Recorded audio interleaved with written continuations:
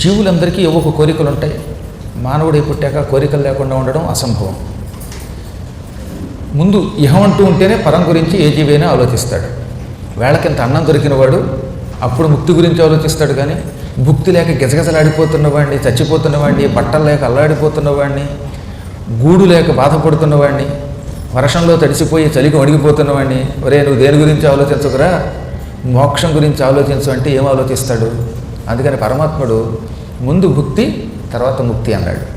ఆహార సమస్య కాకుండా ఆహారం వల్ల వచ్చే ఆధులు, వ్యాధులు, ఇంకా ధన సంబంధమైనటువంటి బాధలు, ప్రాణులకి ఏ ఇద్దరికీ పడదు కనుక శత్రుపేడ, ఇవన్నీ మనుషుల్ని పట్టి పీడిస్తున్నాయట. మళ్ళీ ఈ శత్రువుల్లో కూడా అంతఃశత్రువులు, బాహ్య శత్రువులు అని ఉంటారు. బయట శత్రువులు జయించడం కంటే లోపలున్న శత్రువులు జయించడం చాలా కష్టం. ఈర్ష్య, అసూయ, రాగం, ద్వేషం ఇవన్నీ జీవుల్ని పట్టి పీడించేటటువంటి భయంకర రోగాలు. ఈ రోగాల వల్లే శత్రువులు వస్తూ ఉంటారు.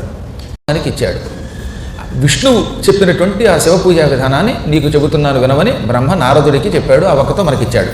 కమలైహి బిల్వపత్రైశ్చ శతపత్రైస్తథా పునః శంఖపుష్పై తథా దేవం లక్ష్మీకామ అర్చయేత్ శివం. అంటే స్టార్టింగే డబ్బు పెచ్చన్నవాడి గురించి చెప్పాడు ఆయన. లోకంలో అందరికీ ధనం అవసరం. లక్ష్మీకామ, లక్ష్మిని కోరుకునేవాడు అంటే ధనమును కోరుకునేవాడు. శివం, శివుణ్ణి అర్చయేత్, ఈ విధంగా అర్చించండి. ఇప్పుడు చెప్పబోయే పుష్పములతో శ్రద్ధతో శివుణ్ణి అర్చిస్తే ధనం లభిస్తుంది. అందులో మొట్టమొదటి ఏమిటి? కమలై, తామర పువ్వులంటే ఈశ్వరుడికి చాలా ఇష్టం. నాకు బాగా సంపదలు కావాలి అనుకున్నవాడు తామర పువ్వులతోటి పూజించాలి. రెండవది బిల్వపత్రములు, మారేడాకులతో కూడా శివుణ్ణి పూజిస్తే, శివలింగాన్ని అర్చిస్తే సంపదలు వస్తాయి. ఇప్పుడు చెప్పేవన్నీ సంపదలు ఇస్తాయన్నమాట. ఒకటి తామర పువ్వులు, రెండు బిల్వపత్రములు, మూడు శతపత్రములు, 100 రేకులు కలిగిన తామర పువ్వులు. కొన్ని తామర పువ్వులు చిన్న చిన్నవి ఇప్పుడు మనకు కనపడేవి శతపత్రములను ఉంటాయి. చాలా కష్టం అలాంటి తామర పువ్వులు దొరకటం, హిమాలయాలలో దొరుకుతాయి. అలాంటి శతపత్రములతో 100 రేకులు కలిగినటువంటి తామర పువ్వులతో పూజిస్తే ఏడాది తిరగకుండా మహైశ్వర్య సంపన్నుడు అవుతాడు. శంఖపుష్పాలు చూసే ఉంటారు మీరు. శంఖపుష్పాలు విరివిగా దొరుకుతాయి. అధిక సంఖ్యతో శంఖపుష్పములతో అర్చించిన వాడు కూడా సంపదలు పొందుతాడు.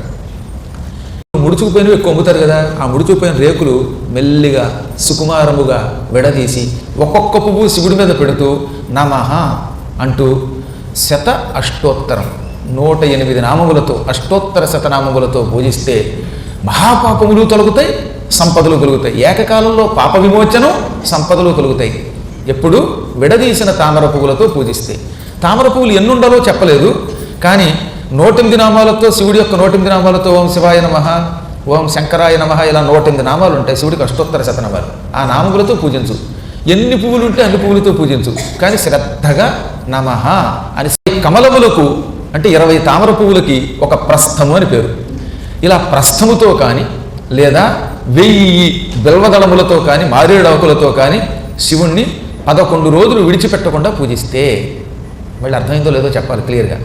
20 తామర పువ్వులు లేక 1000 బిల్వదళములతో విడిచిపెట్టకుండా 11 రోజులు పూజించబట్టి ఒకడు అన్నాడు, ఈ 20 తామర పువ్వులు 11 రోజులు ఎలా పనికొస్తాయండి, ఎండిపోతాయి కదా అన్నాడు. అంటే వాడు ఉద్దేశం ఏంటంటే 20 పువ్వులే ఈ 11 రోజులు వాడేద్దామని.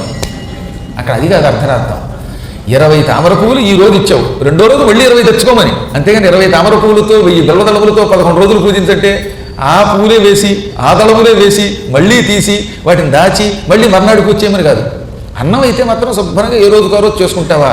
ఇవాళేమో మైసూరు 1000 బిల్వదళములు కానీ లేక రెండూ కలిపి కానీ ఇలా 11 రోజులు ఈశ్వరుడి యొక్క లింగమును పూజించినటువంటి పుణ్యాత్ముడు శివుడికి సంపూర్ణ ప్రీతిపత్రుడవుతాడు. ఇంకా చెప్పారు ఇక్కడ, ఏ కోరికలు లేకుండా ఇలా అర్చన చేస్తే నీకు ఎప్పుడు ఏది కావాలో అది ఇస్తాను, కోరికలతో చేస్తే ఆ కోరికలు క్రమక్రమంగా తీరుస్తాను, అర్హతను అనుసరించి తీరుస్తాను అన్నాడు. వాడు వెంటనే తెచ్చట.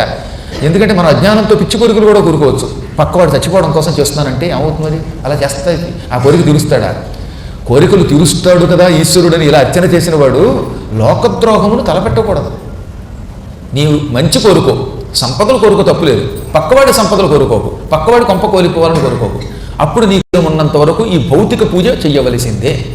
ఎందుకంటే ఈ భౌతిక పూజ మానసిక అర్చన చాలదా అని ఎవడన్నా పలిగితే అది కూడా అజ్ఞానమే అన్నాడు. ఎందుకు ఈ శివ పూజ భౌతిక పూజ, ఎందుకు మానసిక పూజ చేయకూడదు అన్నవాడికి శంకరుడే స్వయంగా చెప్పాడు, శివుడు స్వయంగా చెప్పాడు. ఏమని?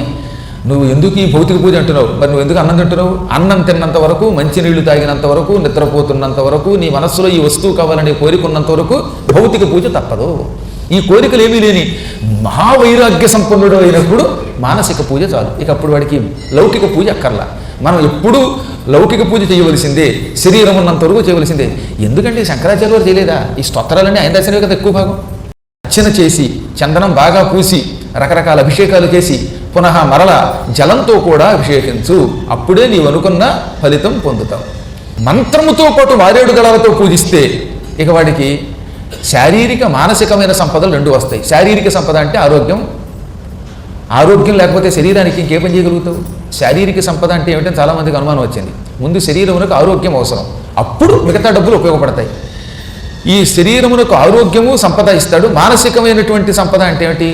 శాంతి, సుఖము, పవిత్రత. కొంతమందికి మనశ్శాంతి ఉండదు, ఎప్పుడు పీక్కుంటూనే ఉంటారు. ఒక ఆయన